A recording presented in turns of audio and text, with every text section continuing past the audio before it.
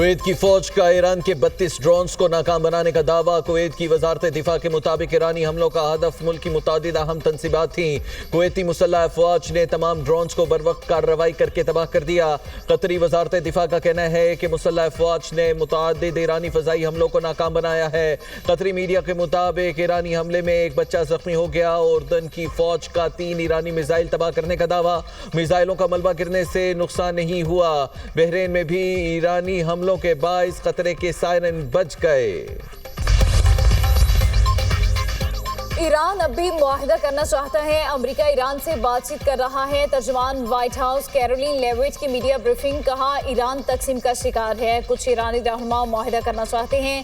ایران پر حالیہ حملے MOU کی خلاف ورزی کے باعث کیے، ایران کو اپنے کیے کی سزا بھگتنا ہوگی۔ ایران نے آبنائے ہرمز میں جہازوں کو نشانہ بنا کر MOU کی خلاف ورزی کی۔ ایرانی جہازوں کے علاوہ سب کے لیے آبنائے ہرمز کھلی ہے۔ امریکی فوج کبھی بچوں اور شہریوں کو نشانہ نہیں بناتی۔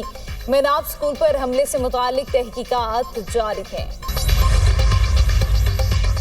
امریکہ نے جنوبی ایران میں شہری تنصیبات کو نشانہ بنایا۔ ایران کی پارلیمنٹ کی قومی سلامتی کمیٹی کے سربراہ ابراہیم عزیزی کا کہنا ہے کہ میناب میں ایک اسکول، آواز میں بچوں کے کینسر ہاسپٹل پر امریکہ نے حملے کیے۔ لامرد کے سپورٹ ہال اور رہائشی علاقوں کو بھی نشانہ بنایا گیا۔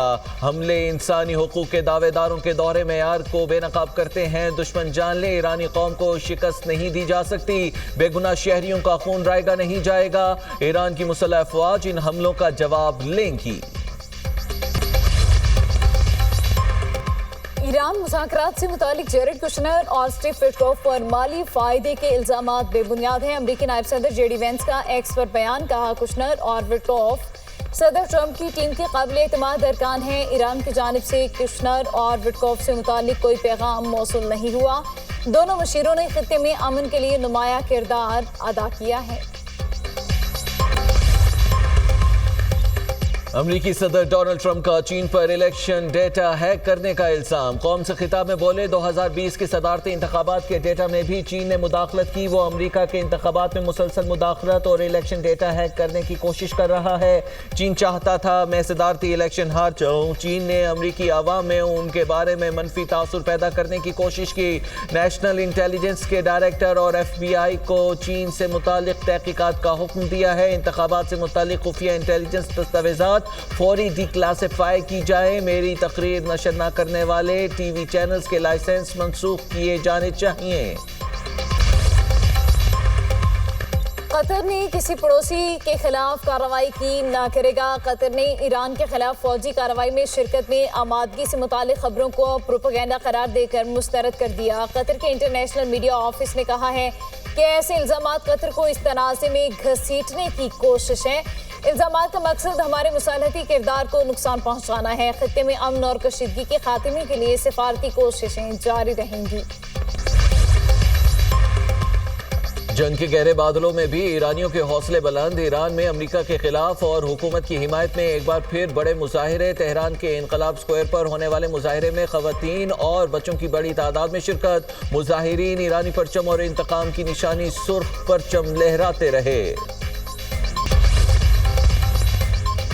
پاکستانی اداروں کے خلاف برطانوی سرزمین کے استعمال سے متعلق خدشات۔ برطانوی حکومت متحرک قانونی اقدامات کا جائزہ۔ آخری مرحلے میں برطانیہ میں پرامن احتجاج کی قانونی حدود ہیں۔ برطانوی ہوم آفس کے مطابق پرامن احتجاج کا حق صرف قانون کے دائرے میں ہے۔ تشدد، دھمکی اور خوف پھیلانے کی اجازت نہیں ہے۔ قانون کی خلاف ورزی کرنے والے مظاہرین کے خلاف پولیس کو کارروائی کے مکمل اختیارات حاصل ہیں۔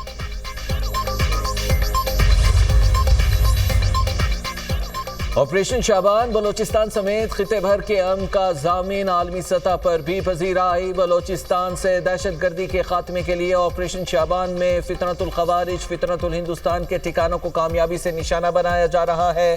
معروف عالمی جریدے دی ڈپلومیٹ کے مطابق مانگی ڈیم کے قریب دہشت گردوں کے حملے کے بعد پاک فوج، FC بلوچستان اور پولیس نے فطنت الخوارج کے خلاف آپریشن شعبان کا آغاز کیا۔ فطنت الخوارج اور فطنت الہندوستان کے خلاف کارروائیوں میں میں سینکڑوں دہشت گرد جہنم واصل ہوئے۔ آپریشن شعبان کو دہشت گرد نیٹ ورکس تباہ کرنے اور بلوچستان میں ریاستی ریٹ کی بحالی کے لیے طویل المدتی عسکری مہم کے طور پر ڈیزائن کیا گیا۔ علیحدگی پسند گروپوں اور شمالی اضلاع سے فطرت الخوارج کا خاتمہ کیا جائے گا۔ آپریشن شعبان کے نہ صرف بلوچستان بلکہ پاکستان کے مجموعی اندرونی استحکام پر بھی اثرات مرتب ہوں گے۔ شنگھائی میں ورلڈ آرٹیفیشل انٹیلیجنس کانفرنس کی افتتاحی تقریب نائب وزیر اعظم اسحاق ڈار پاکستانی وفد کے ہمراہ شریک ہوئے۔ ترجمان دفتر خارجہ کے مطابق تقریب سے صدر شی جن پنگ نے خطاب کیا۔ نائب وزیر اعظم اسحاق ڈار کی سیکرٹری جنرل اقوام متحدہ اینٹونی گوئتریس سے ملاقات شنگھائی میں ورلڈ آرٹیفیشل انٹیلیجنس کانفرنس کے موقع پر ہوئی۔ ترجمان دفتر خارجہ کے مطابق ملاقات میں خطے اور دنیا کی تازہ ترین صورتحال پر تبادلہ خیال کیا گیا۔ اسحاق ڈار نے کہا مشترکہ عالمی چیلنجز سے نمٹنے، امن، پائیدار ترقی اور جامع پیش رفت کے فروغ کے لیے کثیر الجہتی تعاون کی اہمیت پر گفتگو ہوئی۔ وزیر اعلیٰ پنجاب مریم نواز نے اپنی چھت محفوظ چھت پروگرام کا افتتاح کر دیا۔ تقریب سے خطاب کرتے ہوئے کہا اپنا گھر مکینوں کو تحفظ کا احساس دلاتا ہے۔ اپنی چھت محفوظ چھت پروگرام پنجاب کے عوام کے لیے اہم منصوبہ ہے۔ پروگرام کے تحت لوگوں کو اپنی چھت فراہم کی جا رہی ہے۔ 5 لاکھ روپے تک بلا سود قرضہ دیا جا رہا ہے۔ قرض 9 سال کی مدت کے لیے دیا جا رہا ہے۔ قرض لینے والے کو پہلے 3 ماہ اقساط ادا نہیں کرنا ہوگی۔ ہر ماہ 4700 روپے کی قسط ادا کرنا ہوگی۔ 10 لاکھ قرض کے لیے 9300 روپے ماہانہ قسط ہوگی۔ اپنی چھت اپنا گھر پروگرام کے تحت 2 لاکھ خاندان اپنے گھروں میں منتقل ہو چکے۔ کاہنہ میں افسوسناک واقعہ پیش آیا، معصوم بچوں کی جان گئی۔ سانحہ کاہنہ نے مجھے بہت بے چین کیے رکھا۔ سانحہ کاہنہ میں جاں بحق بچوں کے والدین کا درد سمجھتی ہوں۔ وفاقی وزیر داخلہ کا واشنگٹن بوئنگ کمپنی کے ہیڈ کوارٹرز کا دورہ۔ محسن نقوی نے بوئنگ گلوبل کے صدر برینڈن نیلسن سے ملاقات کی۔ پی آئی ای کے لیے 16 نئے طیاروں کی خریداری کے لیے بہترین آپشنز پر بات چیت کی گئی۔ ملاقات میں بہترین ڈیل کو جلد از جلد حتمی شکل دینے پر اتفاق کیا گیا۔ وزیر داخلہ محسن نقوی نے طیارہ سازی کی صنعت میں بوئنگ کمپنی کے کلیدی کردار کو سراہا۔ پی آئی اے کی نئی مینجمنٹ کے وفد کی بھی ملاقات میں شرکت۔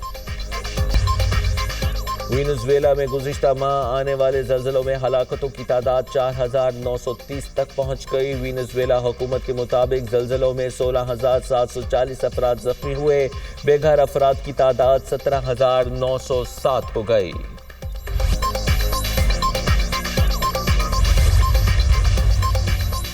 وزیر اعظم کی زیر صدارت خطے میں کشیدگی کے ملکی معیشت پر اثرات کا جائزہ اجلاس۔ سادگی اور کفایت شعاری کے اقدامات پر رپورٹ پیش۔ شہباز شریف نے کہا خطے کی صورتحال میں غیر یقینی برقرار ہے، ہر ممکنہ چیلنج سے نمٹنے کے لیے مکمل تیاری رکھیں۔ اللہ کے فضل و کرم سے ملکی معیشت مستحکم ہے، ضرورت پڑنے پر بر وقت اقدامات کے جامع لاہ عمل مرتب کیا جائے۔ خطے میں کشیدگی بڑھنے کے منفی اثرات سے ملکی معیشت کے مستقبل میں متاثر ہونے کا اندیشہ ہے۔ جس طرح گزشتہ سادگی مہم میں عوام نے بھرپور ساتھ دیا، اس طرز پر کفایت شعاری کو قومی سطح پر اپنانا ہوگا۔ وزیر اعظم نے پیٹرولیم مصنوعات اور توانائی کے بچت کی قومی مہم میں عوام کے بھرپور تعاون کو سراہا۔ کہا سادگی اور کفایت شعاری مہم میں عوام نے بھرپور کردار ادا کیا، جس پر تہہ دل سے مشکور ہے۔ صوبائی حکومتوں سے مل کر پیٹرولیم مصنوعات کی مصنوعی قلت پیدا کرنے والوں کے خلاف سخت کارروائی کی جائے۔ وزیر اعظم کو بتایا گیا کہ ملکی ضروریات کے مطابق پیٹرولیم مصنوعات کے وافر ذخائر موجود ہیں اور مستقبل کے لیے اس کی فراہمی کو یقینی بنا لیا گیا ہے۔